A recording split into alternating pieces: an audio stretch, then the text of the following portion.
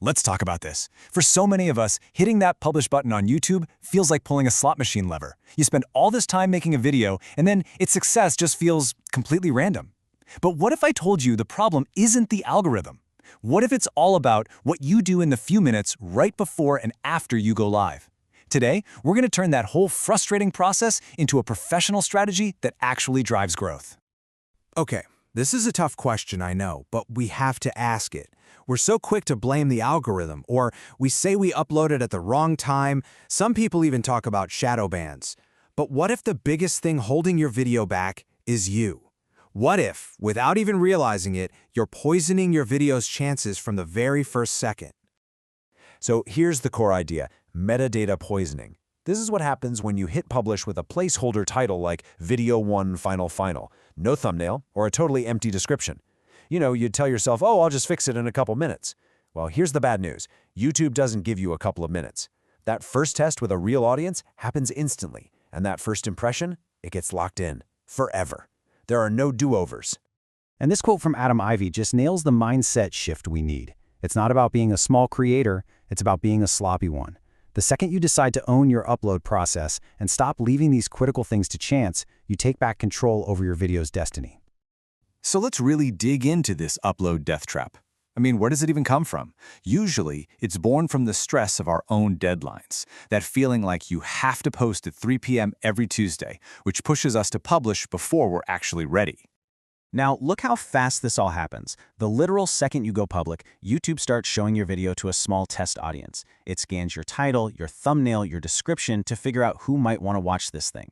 And within 5 minutes, that initial data, whether it's good or bad, is collected and locked in. If you publish with garbage information, you've just told YouTube your video is garbage. Trying to change it later, you're just trying to dig yourself out of a hole you made. Okay, so that's the problem. How in the world do we fix it? Well, it all starts with 3 things that I call the non-negotiables. These are the absolute core elements that have to be 100% finalized before your video is visible to a single person. Think of this like a pilot's pre-flight checklist. Your title is not a draft, it is done. Your thumbnail is designed, finished, and uploaded, not one of those awful, blurry, auto-generated frames. And your description is completely written out to give the algorithm all the juicy context it needs. Let's break these down one by one. Your title strategy is absolutely critical. You have to ask yourself, is this a video people are going to search for, like a how-to? If so, your title needs those keywords, plain and simple. Or, is this a video that's meant to be discovered on the homepage? Then your title needs to be pure curiosity fuel, something that makes a person stop scrolling and just have to click. You've got to know which game you're playing before you can write the title. Right, your thumbnail, it's basically your video's billboard. If you publish without one, that first test audience sees a blurry, random, auto-generated mess, and guess what? They're not going to click. That low click-through rate gets recorded immediately and the damage is done. And hey, here's a quick pro tip for you. Rename your thumbnail's image file to match your video's title. Does it make a world of difference? Who knows? But it takes 5 seconds and it signals to YouTube that everything is aligned. Why wouldn't you do it? The description is not a throwaway box you can ignore. You got to look at this structure. Those first 95 characters, that's your hook. It's what shows up before someone clicks show more, so it better have your keywords.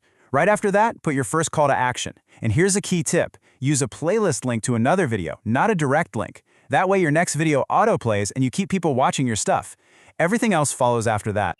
And hey, to make that whole description thing way easier, you should absolutely be using the Upload Defaults feature in your YouTube Studio. You can pre-fill all your social links, your standard text, all that stuff. Then you only have to write the unique parts for each video.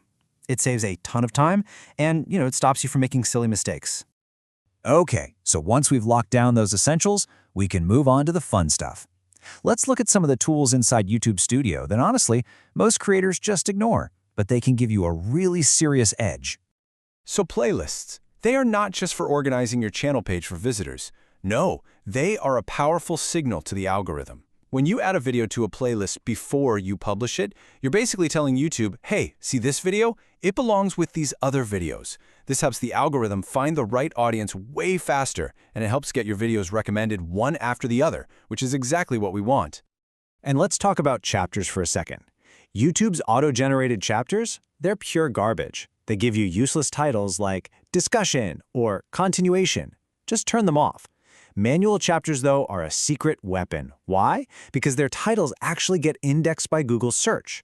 This means someone can Google a question, and Google can link them directly to the 30-second part of your video that answers it. That's free, super targeted traffic. Just, don't spoil the whole video in your chapter titles. Now for your end screen, remember this. Less is more. When you give a viewer way too many choices, a subscribe button over here, 2 different videos, a playlist, they get what's called decision fatigue, and they usually just end up clicking nothing. So instead, give them one big, obvious option, the next video you want them to watch. Your only goal is to turn that one view into 2 views.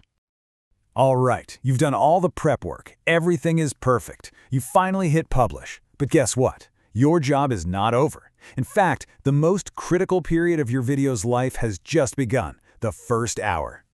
In that first hour, you better believe YouTube is watching like a hawk. It's measuring the click-through rate from that initial audience. It's watching audience retention to see if people are actually sticking around. And it's measuring engagement velocity, which is just a fancy term for how quickly the likes, comments, and shares start rolling in. These early signals have a massive influence on how hard YouTube is going to push your video out to more people. So what's your job in that first hour? Be there.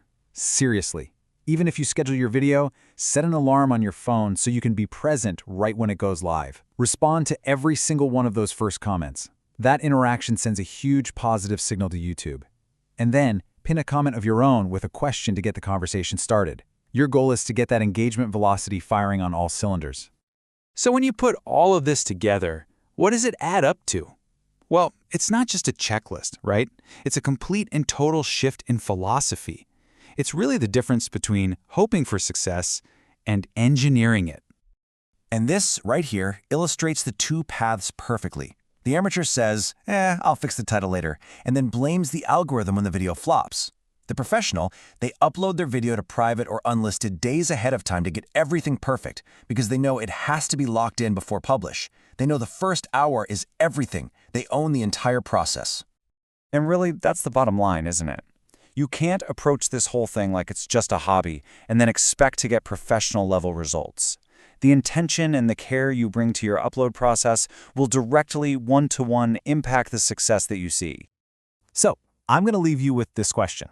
After everything we've just talked about, from metadata poisoning to your first-hour strategy, what is the single biggest change you are going to make on your very next upload?